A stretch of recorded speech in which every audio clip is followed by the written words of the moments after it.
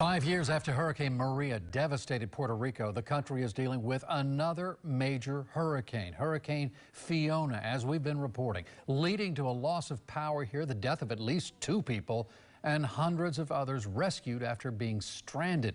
Now, FEMA response teams are already on the island tonight helping with the recovery, and a Bay Area organization is also preparing to get involved. News Channel 8's Nico Clemens is in Brandon with more on what they're doing. Just difficult watching what everyone's going through on the island, but we know hurricane relief efforts are coming from all over, including here at Boricuas de Corazon. They're ready to collect items and supplies. You can drop them off here, or you can scan this QR code if you want to donate financially.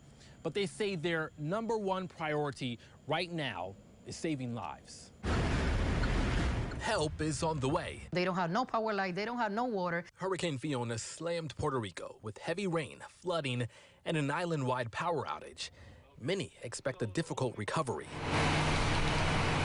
Linda Perez with Boricuas de Corazon in Brandon says her organization already has rescue teams on the island, cleaning roads so emergency crews can pass through different areas. Right now, Puerto Rico is devastated, not because of the hurricane category 1, it's more by the flooding. And now they're starting to collect supplies to send over. Our job is to make sure that nobody is right now in need. Johansi Santana kept a close eye on the hurricane Monday as it swept across the Dominican Republic. It's very difficult and very emotional. Emotional because many of her family and her husband's family live on the island, including her parents who live in the capital. I did. I called my parents right away, make sure they were okay, asked them if they had water, electricity, everything they needed. Santana owns the Vicious Deli and Coffee Shop in Lakeland.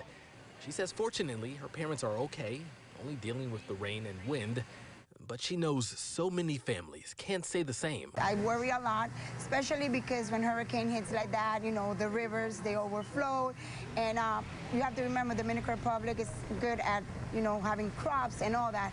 So when the river goes all the way like this, you know, it's a big damage. No rice, no crops, no nothing. And Perez says they hope to send out supplies as early as this Saturday, but also, just like Maria 5 years ago, they expect many families to land here in Tampa. So they're prepared to receive them and help them as well, give them and provide them the resources they need.